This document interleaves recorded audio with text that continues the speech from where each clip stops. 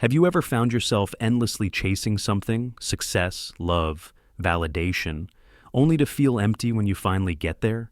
You push harder, strive more, visualize, manifest, hustle. You repeat affirmations, read all the self-help books, and follow every guru's formula. But somehow, deep down, something still feels off. As if the life you're trying to build is always a few steps out of reach. What if I told you that your problem isn't lack of effort, but too much of it in the wrong direction? You see, we've been taught to chase, to believe that everything we want exists outside of us, and we just have to run fast enough to catch it. But what if that very chase is the reason you're not aligned with it? What if success, peace, and love aren't things to be hunted, but things to remember? Things that naturally come to you when you stop trying to control the entire process. There is a quiet truth few people dare to explore. The universe doesn't respond to force, it responds to energy. And your energy speaks loudest in stillness, not in desperation. This isn't about giving up, it's about giving in to a deeper wisdom that lives inside you. A wisdom that knows when you stop chasing, you stop running away from yourself. In this video, we'll dive deep into the psychology of surrender, the unseen power of your unconscious, and the profound truth that real manifestation isn't about getting, it's about becoming. So, if you've ever wondered why all your effort hasn't led to fulfillment, this might be the message your soul has been waiting for. Make sure to stay until the end, and if you feel a shift inside you along the way, don't forget to like, subscribe, and share this message with someone else who's been chasing shadows in the light. We live in a world obsessed with chasing the dream job, the perfect partner, the next milestone. We call it ambition, we call it growth. But often, it's just a beautiful disguise for fear. Ask yourself, why am I chasing this thing? What do I think it will give me? And most importantly, what am I running from? You see, behind every relentless pursuit is a wound. We chase success because we once felt unworthy. We chase love because we once felt abandoned. We chase control because we once felt powerless. But here's the paradox. No matter how far you run, you're still carrying that wound inside you. And no external achievement can ever heal something that's happening within. You might get the job, you might find the person, you might reach the goal, but the satisfaction will be short-lived because you never stop to ask, do I actually want this, or do I want what I think it will make me feel? This is why people reach the top and still feel empty, because they mistook achievement for healing. They thought the applause would silence the inner critic, but it never does. Real peace, real fulfillment, begins when you stop chasing and start listening. What is your soul trying to tell you through this obsession? What is the deeper message behind your desire? Maybe your desire isn't wrong. Maybe it's just misdirected. Maybe it's not about getting the thing, but about meeting the part of yourself that created the desire in the first place. When you stop chasing, you begin the process of inquiry, and that inquiry leads to self-awareness. And self-awareness, that's where your true power lives. Because once you know who you are without the need to prove it, once you can sit with yourself in silence and not feel like something's missing, that's when you become magnetic. That's when the things you used to run after begin to show up, quietly, naturally, effortlessly. Not because you forced them to come, but because you finally stopped running from yourself. You can repeat affirmations all day long. I am successful. I am abundant. I am worthy. But if deep down your unconscious is whispering, no, you're not, guess which voice the universe responds to? The unconscious mind is like a hidden transmitter, always broadcasting your true energetic state, whether you're aware of it or not.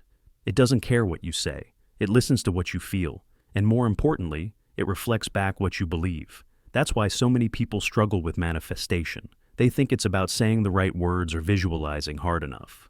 But the truth is, manifestation doesn't respond to your conscious effort. It responds to your unconscious frequency. You can say, I deserve love, but if you haven't healed the part of you that believes you're unlovable, your energy will still be repelling the very thing you're trying to attract.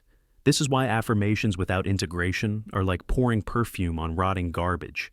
It might mask the smell for a while, but the root issue remains. So, how do you shift your unconscious? You start by listening. Not to the noise of the outside world, but to the subtle signals within. The tension in your chest, the anxiety that spikes when things go quiet, the stories you tell yourself in moments of failure. Those stories are sacred clues. They're the language of your unconscious mind, and they're begging you to stop controlling and start healing, because once the unconscious is heard, it begins to relax. Once it's acknowledged, it begins to soften, and when it softens, your frequency rises naturally. You don't have to force positivity. You become it. This is why inner work is the most powerful form of manifestation. It clears the static between who you are and who you're meant to be. So, the next time you feel blocked or stuck or like nothing is working, don't ask, "What more can I do?" Instead, ask, "What am I still refusing to feel?" Because your unconscious is always listening. And when you speak its language, through presence, honesty, and compassion, the universe listens too. There's a common misunderstanding that detachment means apathy, that if you let go of wanting something, you'll never get it. But that's not what detachment truly is. Detachment doesn't mean you stop caring. It means you stop clinging. It means you stop tying your self-worth to whether or not something happens. It means you recognize that the thing you want isn't the source of your happiness. It's merely a mirror reflecting what already lives inside you. Here's the deeper truth. You don't manifest what you obsess over. You manifest what you're aligned with. And alignment only happens in freedom, never in force. Think about it. When you're desperate, anxious, or constantly trying to control the outcome, what kind of signal are you sending out? A signal of lack, a signal of fear, a signal that says, "I don't trust this will come to me unless I hold on tightly." But the universe doesn't reward fear-based energy. It responds to trust. It flows through surrender. And it amplifies the vibration of wholeness. Detachment is the quiet confidence that says, "I know what I desire, but I don't need it to be whole." It's the unshakable state of being where your inner peace no longer depends on outer results. And ironically, that's when everything begins to shift. When you detach, you release resistance. When you release resistance, your energy opens. And when your energy opens, life begins to reorganize itself in your favor. Detachment is not giving up. It's waking up. Waking up from the illusion that something out there will complete you. Waking up to the reality that you are already enough. And from that place, calm, clear, grounded, you become a magnet, not a chaser. You don't have to scream to be heard. You don't have to force things to unfold. You simply become the version of yourself that no longer fears the unknown. That's when magic happens. Not because you controlled every step, but because you trusted your inner truth more than your outer circumstances. So, if you find yourself gripping too tightly, obsessing over how and when it's all going to work out, take a breath. Take a step back. And remember, detachment isn't the death of desire. It's the birth of clarity. After you let go, after you stop chasing, surrender your control, and detach from outcomes, something strange often happens. Nothing. No miracles, no breakthroughs, no sudden shifts, just stillness. Welcome to the void. This is the part no one warns you about. The silence after the storm, the in-between space where the old no longer fits, but the new hasn't fully arrived. And it's terrifying. Because in a world addicted to movement, progress, and proof, stillness can feel like failure. We think, "I surrendered. Where's the reward?" But the void isn't a punishment. It's a purification. It's the sacred pause the universe gives you to reset your nervous system, to clear the noise, to dismantle the old identity that was built on fear and scarcity. You are not being ignored. You are being emptied, so that when the new arrives, you have space to hold it. But here's the key. You must not rush through this phase. You must not try to fill the silence with distractions, old habits, or forced action. The void is where the seeds of transformation are planted, not through effort, but through presence. In this space, your job is not to force clarity. It's to sit in the mystery, to let your system recalibrate, to trust that what feels like nothing is actually everything. Because the most profound changes don't happen when you're busy. They happen in the quiet, in the empty room, in the deep breath, in the sacred unknown. If you're in the void right now, don't panic. Don't go back to the old just because it's familiar. Let the old dissolve, let the silence stretch. Let the uncertainty teach you to trust yourself more deeply than ever before. Because the void is not a void, it's a womb. And what looks like emptiness is the beginning of your rebirth. We often think desire is something to be pursued relentlessly, that if we want something bad enough, we just need to keep thinking about it, obsessing over it, breathing life into it every single day. But obsession is not alignment, and fixation is not flow. In fact, the more you obsess over something, the more you reinforce the belief that you don't yet have it, that it's distant, out of reach, separate from you. And when your energy keeps saying, it's not here, the universe simply agrees. So, what do you do instead? You integrate the desire. You become the version of you who naturally holds it without clinging. Let's break that down. Every desire you have isn't random. It's a reflection of some part of you longing to be seen, understood, and expressed. Wanting love. Maybe it's time to heal the part of you that once felt unlovable. Wanting success. Maybe it's about finally validating yourself instead of waiting for the world to do it. Wanting freedom. Maybe it's your soul asking to be released from old patterns and fears. When you view desire this way, it becomes an invitation, not to chase, but to integrate, to ask, what part of me is this desire speaking to? What wound is it pointing toward? What version of me will naturally attract this, without force? And that's the work, that's the transformation, not to get the thing, but to become the version of you who no longer needs it to feel whole.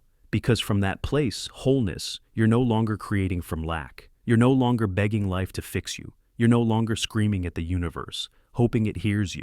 Instead, you're calm, certain, integrated, and that energy, it's magnetic. It draws things in without resistance, not because you tried harder, but because you finally stopped splitting yourself into the you who wants and the you who's not enough. Integration is wholeness, and wholeness is power. So the next time you feel the urge to obsess, pause and ask, how can I honor this desire by embodying it, not chasing it?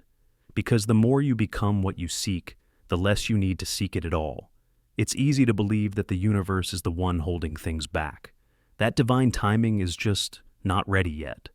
That our manifestations are delayed by circumstances beyond our control.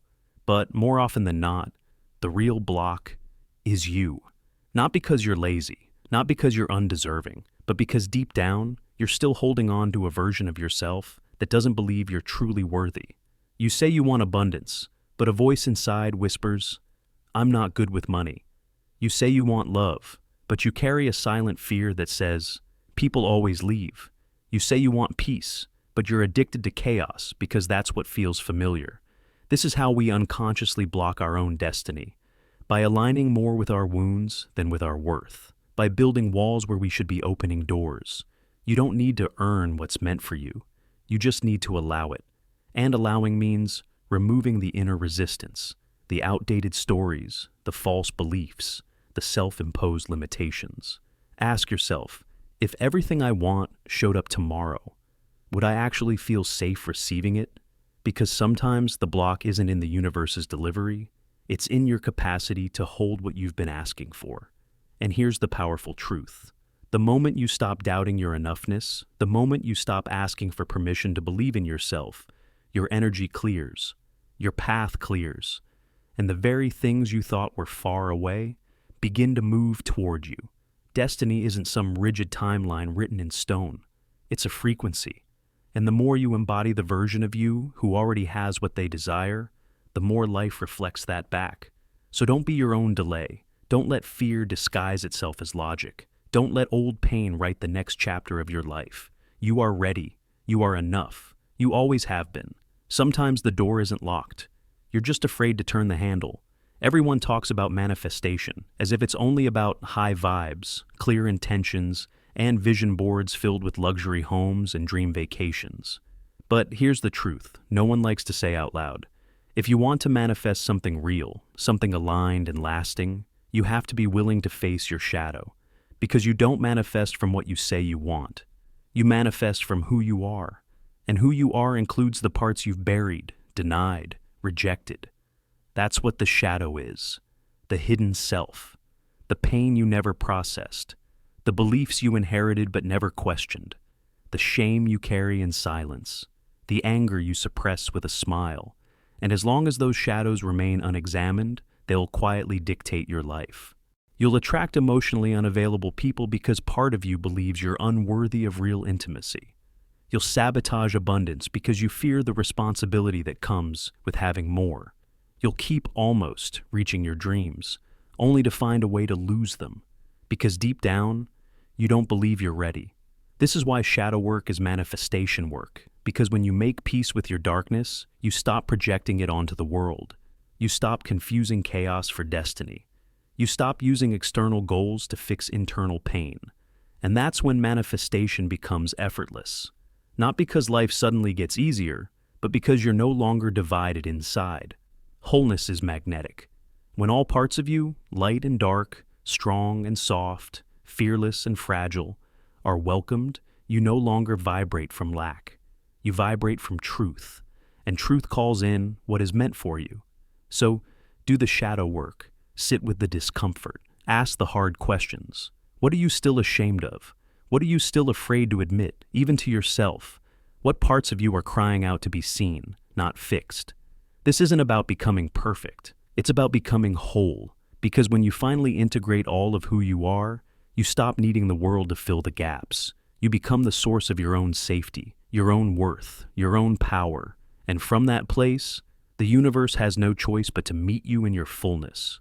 What if I told you that manifestation isn't about creating something new, but about remembering something ancient, something that's always lived inside you, beneath the noise, beneath the wounds, beneath the expectations? You see, you're not here to become something.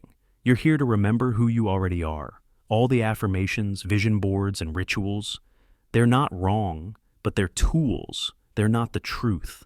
The truth is, you already hold the frequency of everything you desire. Love, freedom, peace, abundance. It's not something you're chasing. It's something your soul recognizes. And your journey isn't to find it, but to clear everything that made you forget it. This is why surrender is so powerful.